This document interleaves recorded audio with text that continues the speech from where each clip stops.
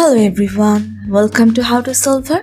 Today in this video, I'm gonna show you how to minimize shortcut key using keyboard in your laptop. Before starting the video, please subscribe to How to Solver.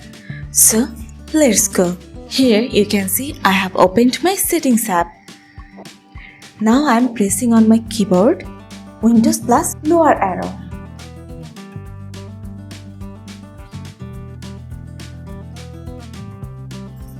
After minimizing this, now if you want to maximize this, you just have to click on Windows plus upper arrow.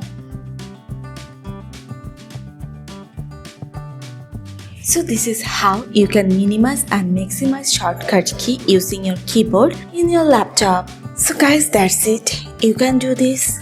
I think this video is very helpful to you. If it was, then give a thumbs up and hit the subscribe button. And thanks for watching.